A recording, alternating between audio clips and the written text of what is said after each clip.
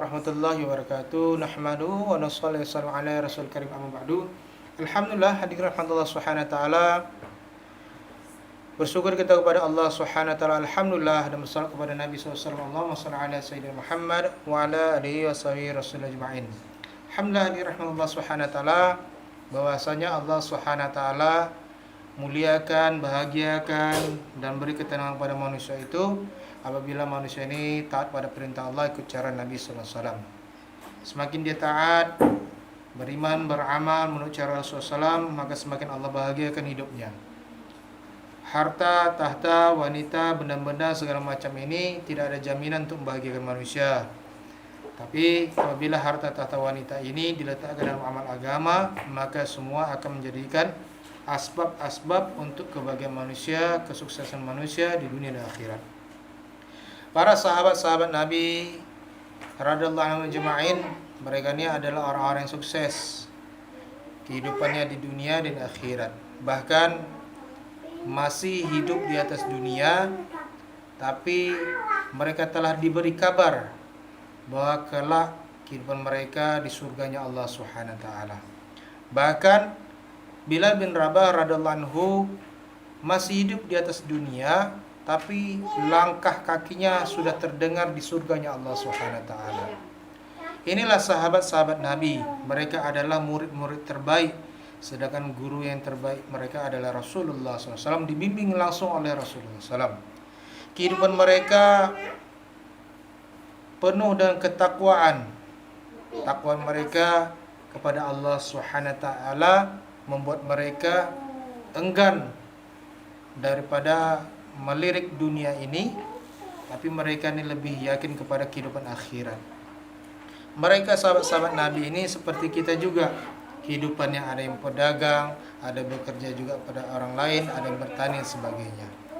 Tapi perdagangan mereka, pertanian mereka, pekerjaan mereka ini tidak membuat mereka lalai daripada perintah Allah Subhanahu wa taala.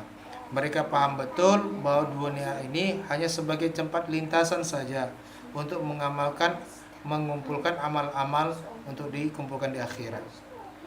Maka mereka paham betul nih sahabat bahwa kehidupan bukan di atas dunia, tapi kehidupan sebenarnya ada akhirat yang selama-lamanya. Jadi hadirin Allah Subhanahu wa taala, kehidupan dunia ini sebentar dan sementara saja. Susah-susah sementara, senang juga senang sementara, punya harta juga harta sementara, tak punya harta juga sementara, sakitnya sementara, sehatnya sementara, hidup juga sementara. Apa-apa di atas dunia semuanya sementara. Tapi akhirat, hadirin Allah Subhanahu wa taala, semua ini adalah kekal abadi. Apa saja nanti dikekalkan oleh Allah Subhanahu wa taala. Ya, kalau senang senang selamanya, susah susah selamanya. Kalau dia sakit, maka sakit selamanya. Kalau sehat, sehat selamanya. Kalau dia menderita, ya menderita selamanya. Kalau dia senang, bahagia, ya bahagia selamanya.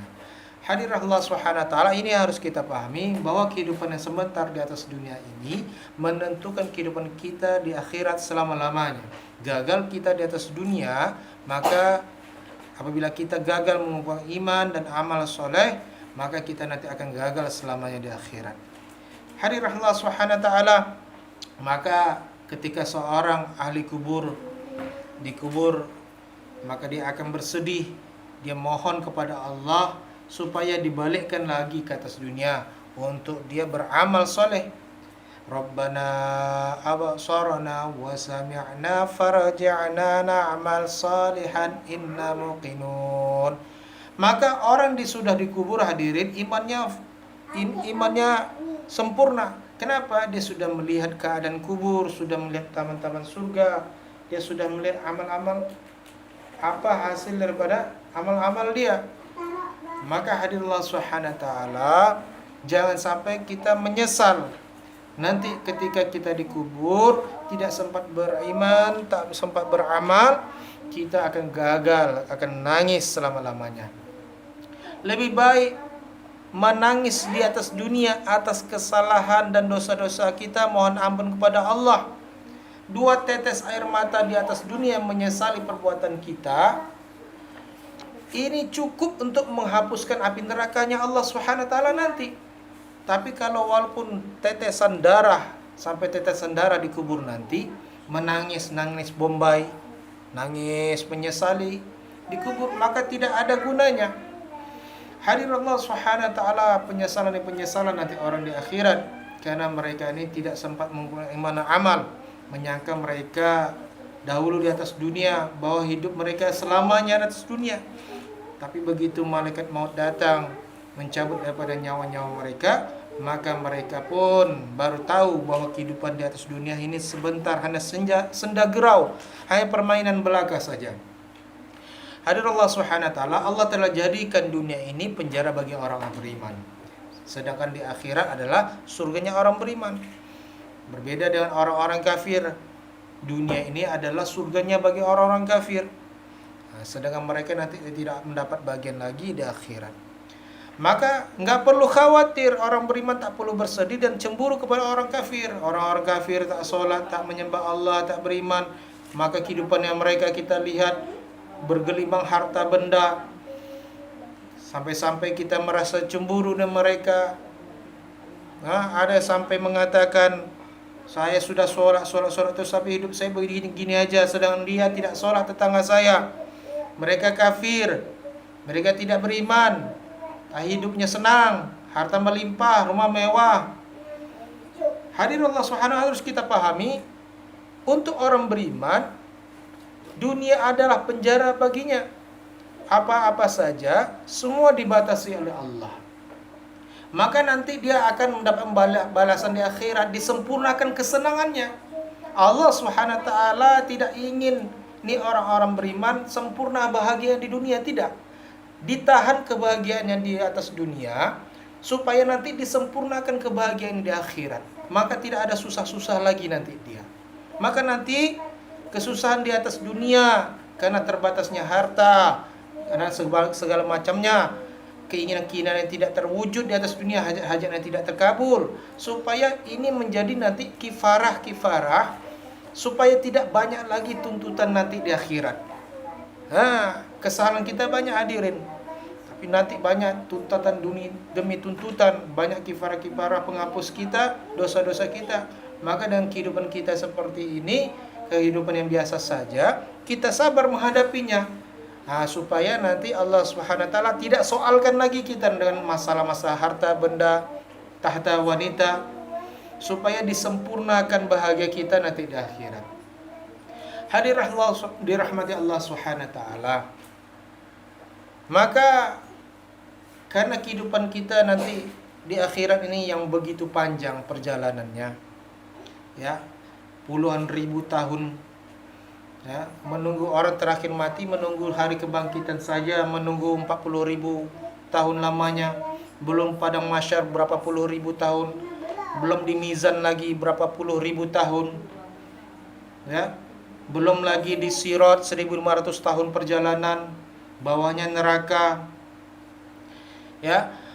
Maka kehidupan yang begitu panjang, perjalanan begitu panjang, ini kita butuh bekal yang banyak hadirin. Tidak bisa bekalnya seadanya, nggak bisa.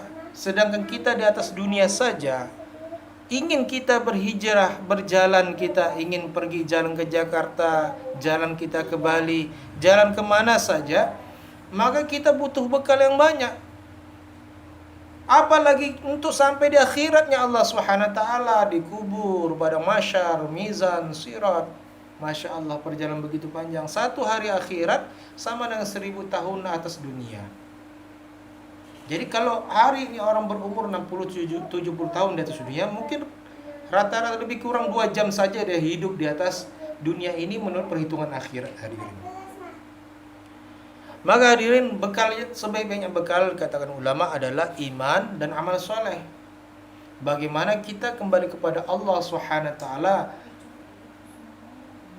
dengan membawa iman yang sempurna, tidak ada cacat sedikit pun, meyakini bahwa Allah yang maha segala-galanya, Allah yang menghidupkan, Allah yang mematikan, Allah Subhanahu wa taala yang memberikan rezeki, Allah Subhanahu wa taala yang menjaga, Allah Subhanahu wa taala yang memelihara, Allah Subhanahu wa taala yang menjadikan cahaya, Allah Subhanahu wa taala yang membuat gelap. Cahaya yang gelap ini bukan karena ada matahari, tidak ada matahari hadirin. Ya. Matahari ada, bisa saja Allah jadikan gelap gulita. Buktinya ketika gerhana matahari, ada matahari tapi gelap gulita. Jadi terang dan gelap ini daripada Allah. Suasana tenang, suasana tidak tenang, ini pun datang daripada Allah SWT. Maka keyakinan seperti ini harus kita dapatkan di atas dunia, bukan di akhirat nanti. Nah, maka iman yang betul akan melahirkan amal yang soleh. Apa itu amal soleh? Amal-amal yang ditunjuk ajar oleh Rasulullah SAW. Selain daripada contoh Rasulullah, amal salah namanya. Ya, amal soleh itu amal-amal ditunjuk ajar oleh Rasulullah. Dan amal yang pertama kali ditanya oleh Allah Subhanahu wa taala adalah solat kita. Solat ini menjadi barometer ukuran pada amal-amal yang lain. Kalau solat kita baik, maka amal lain pun dikira baik. Kalau solat saja kita tidak baik, bagaimana amal yang lain, hadirin? Maka harus betul-betul kita perhatikan bagaimana solat kita ini menurut daripada kehendak Allah dan Rasulnya. Bagaimana solat yang sesuai dengan kehendak Allah Rasulnya? Maka Nabi SAW mencontohkan di awal waktu, di mana azan dikumandangkan, caranya berjamaah. Maka untuk mendapatkan solat yang diinginkan, solat yang berkualitas, hadirin, maka kita perlu belajar, hadirin. Bertanya kepada ulama bagaimana solat yang betul, solat yang menghasilkan, solat yang betul-betul memberikan kesan dalam kehidupan kita. Hari ini banyak orang Islam solat, tapi mencuri ya juga. Solat, tapi menyakiti orang ya juga. Solat ya juga solat, tapi berjudi ya juga. Kenapa? Solatnya belum sesuai dengan maunya Allah dan Rasulnya. Solatnya belum memberikan kesan kepada kehidupannya. Jadi yang diinginkan wasta'inu, yang diinginkan inna salata tanha 'anil fahsya'i wal munkar. Dengan salat mencegah perbuatan keji dan mungkar. Kalau hari ini orang masih berbuat keji dan mungkar, fahsya dan mungkar, berarti solatnya belum lagi seperti solat yang dikehendaki, hadirin. Maka kita tertibkan solat kita dahulu, tertib waktunya, tempat dan caranya. Harus kita mengikuti ini supaya solat kita ini dapat memberikan pertolongan Allah, menarik pertolongan Allah Subhanahu wa taala dalam kehidupan kita. Hadirin rahmatullah Subhanahu wa taala, kita harus belajar. Jadi hadirin, orang beramal kalau tanpa belajar, maka dia akan banyak buat salah, hadirin. Ya. Seperti orang yang naik kendaraan bermotor, dia gas kencang-kencang, maju, tapi nggak bisa dibelok kiri kanan, hadirin. Maka dia akan tabrak sana sini. Maka ini ilmu untuk mengarahkan kita supaya mana ini yang betul, mana yang salah. Maka kita bertanya. Jangan pernah kita malu bertanya kepada ulama, baik masalah agama maupun masalah dunia kita. Hadirin Allah Subhanahu wa taala, maka kita harus pahami juga ilmu itu datangnya daripada Allah Subhanahu wa taala. Ilmu tidak akan masuk datang kepada diri kita kalau kita merasa pandai, merasa bisa, merasa tahu lebih hebat pula dari orang lain. Hadirin Allah Subhanahu wa taala, air akan mengalir dari tempat yang tinggi ke yang rendah. Maka ilmu akan mengalir pada diri seseorang apabila merasa dia ini rendah hati, rendah diri, merasa tidak punya apa-apa, tidak bisa apa-apa, maka ilmu akan masuk dalam dirinya. Allah akan berikan ilmu-ilmu kepadanya. Tapi orang merasa bisa, merasa mampu, merasa hebat, maka Allah telah tutup pintu keilmuan untuk dirinya. Maka kita harus paham bahwa ilmu datang daripada Allah. Maka ilmu harus disertai dengan zikir. Zikir mengingat Allah sebagaimana agungnya Allah Subhanahu wa taala. Tidur ingat Allah, makan ingat Allah, baring ingat Allah, berkumpul ingat Allah, berjalan ingat Allah. Semua ingat Allah. Karena pada hakikatnya kita ini tidak ada, yang mengadakan adalah Allah. Yang wujud itu hanya Allah. La ilaha illallah.